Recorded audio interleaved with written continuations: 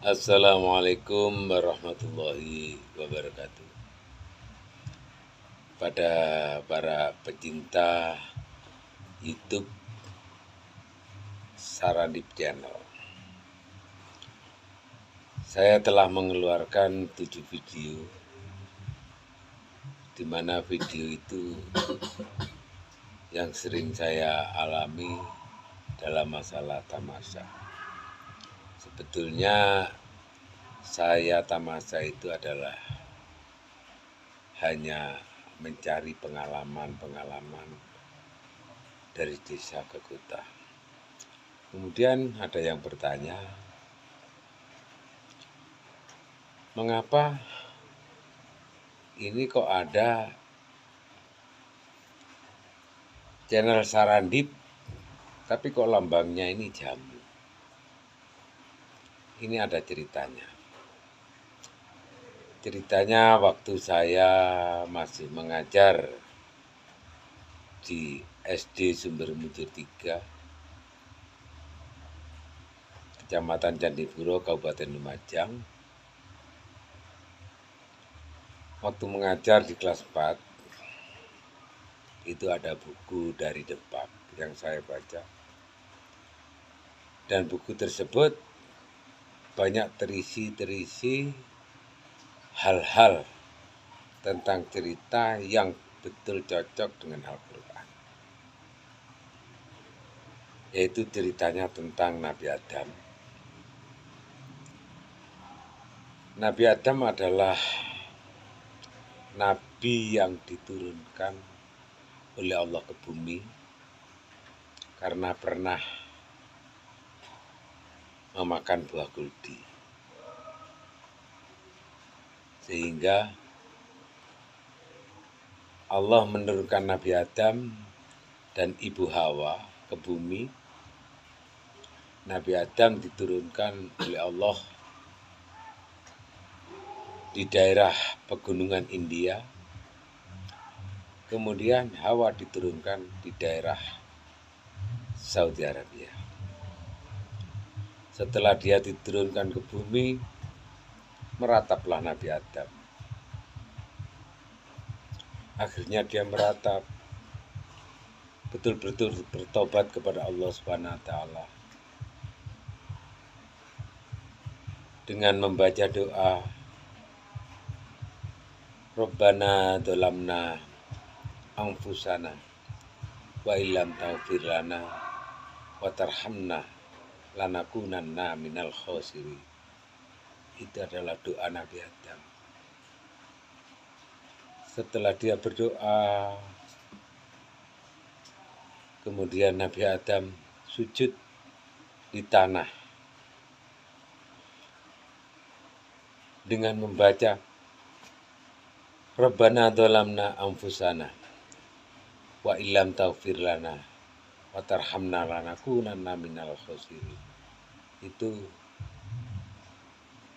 sambil sujud di tanah selama 380 tahun.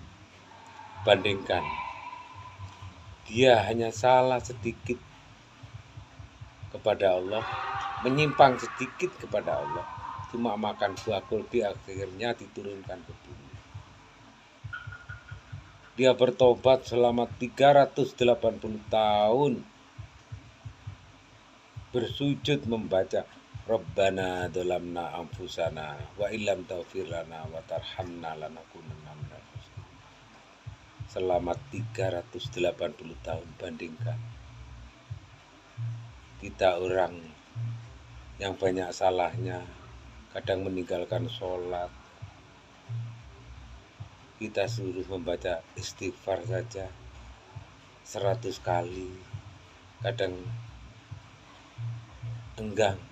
Padahal Nabi Adam yang cuma makan buah kuldi, kemudian Allah menurunkan ke bumi, dia sujud dengan membaca Rabbana dzalamna anfusana wa illam taghfir lana wa tarhamna lanakunanna minal khosirin selama 380 tahun dia sujud. Akhirnya saking lamanya dia sujud, karena Nabi Adam itu adalah Nabi yang paling besar dan tinggi. Insya Allah tingginya Nabi Adam itu 30 meter. Dia sujud, berarti kepala Nabi Adam itu sangat besar. Akhirnya sujud di tanah. Tanah itu setahun, 2 tahun, 3 tahun, sampai 380 tahun dia menangis. Akhirnya tanah tersebut berlubang dengan lubang kepalanya Nabi Adam. Setelah dia berlubang, tangisan Nabi Adam sambil membaca Rabbana dzalamna anfusana wa illam taghfir lana wa tarhamna lanakunanna minal khasirin selama 380 tahun. Lubang bekas sujudan kepala Nabi Adam makin lama makin besar.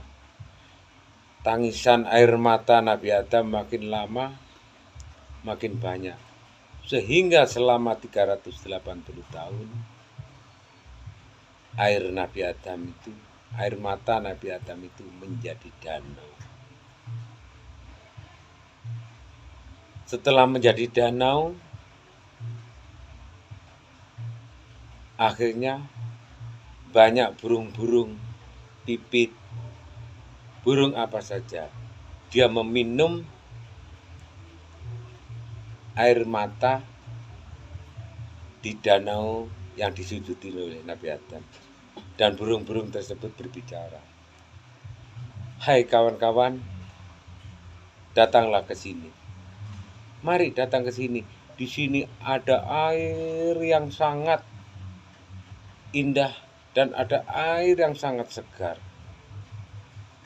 Akhirnya banyak teman-temannya, burung-burung itu tersebut masuk. Kemudian Nabi Adam merasa dia ditertawakan oleh burung. Akhirnya Nabi Adam kembali duduk seperti semula. Dengan lamanya perjalanan tobat Nabi Adam 380 tahun, akhirnya danau tersebut ditumbuhi. Pertama yang tumbuh di situ adalah kayu manis, kemudian cengkeh, kemudian empon-empon. Empon-empon bahasa Jawanya yaitu rempah-rempah. Maka sujud Nabi Adam tersebut diterima oleh Allah Subhanahu wa taala. Dan Allah memberi nama danau yang segar tersebut, yang telah ditumbuhi oleh rempah-rempah tersebut, oleh Allah diberi nama Sarandi, yang artinya danau yang sangat segar, air mata yang sangat segar, air tobat yang sangat segar. Kemudian Nabi Adam duduk, tobatnya diterima oleh Allah. Kemudian Nabi Adam disuruh berjalan, yang waktu itu adalah perjalanannya masih berupa hutan yang lebat. Suruh berjalan terus ke arah barat. Setelah berjalan selama 20 tahun, sehingga Nabi Adam bertemulah dengan Ibu Hawa, yang terkenal saat ini yaitu Jabal Rahmah. Di situ Nabi Adam dan Hawa bertemu dengan Siti Hawa. Jadi perjalanan Nabi Adam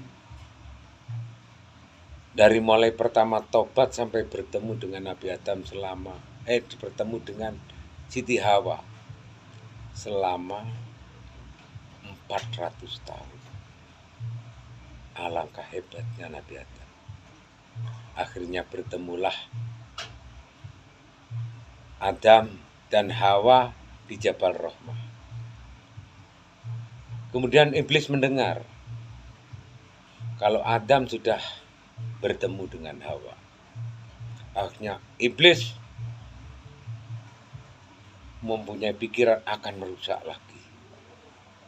Karena Adam dan Hawa bertemu, setelah itu bercocok tanam, tanamannya menjadi subur, bertani buah, buahnya menjadi subur. Akhirnya iblis mempunyai pikiran yang tidak baik kepada Adam. Enak Adam ya. Dan Hawa sudah bertemu di Jabal Rahmah. Waktu itu Jabal Rahmah masih berupa hutan yang subur dengan pertanian Nabi Adam yang begitu subur, kemudian tanahnya ya juga subur, pepohonannya banyak buah-buahan. Jadi setan itu iri. Akhirnya dibakarlah hutan di Jabal Rahmah itu oleh iblis. Setelah dibakar, jadi hutan ini terbakar dan tidak akan tumbuh kembali tumbuh-tumbuhan di Jabal Rahmah, terutama di kota Mekah. Besok bisa tumbuh kembali dan hijau kembali kalau sudah mendekati hari kiamat. Untuk itu, kemudian saya melihat cerita dalam buku tersebut yang sesuai dengan Al-Quran. Akhirnya saya mempunyai inisiatif untuk membuat jamu. Karena jamu tersebut rempah-rempahnya asalnya dari Danau Sarandip, yaitu danau air mata tobat Nabi Adam. Akhirnya saya membuat jamu Jawa. Sampai jamu saya ini ada yang jamu jahe merah. Jahe merah itu namanya jahe merah, sebetulnya jahe merah itu ada jahe merahnya, ada jahe biasa, ada kencur, ada kunci, ada kunir putih, dan kunir kuning. Ada lagi kudu atau mengkudu, ada kayu manis. Jadi jahe merah yang saya buat jamu itu lengkap sekali. Karena sudah terkenal dengan nama jahe merah, jadi sebetulnya jamu tersebut saya beri nama jamu lengkap. Tapi kok kurang enak, akhirnya tetap saya beri nama jahe merah. Itu pertama. Setelah itu jahe merah tersebut saya kemas dalam botol 1 literan. Kemudian saya tawarkan kepada tetangga ke sana kemari sambil membawa sepeda dengan harga 15.000. Akhirnya kok ada orang yang minta, "Pak, jangan 15.000 Pak, tolong kalau bisa cari botol yang setengah liter aja yang harganya 7.500." Nah, sampai hari inilah saya tetap berdagang jamu.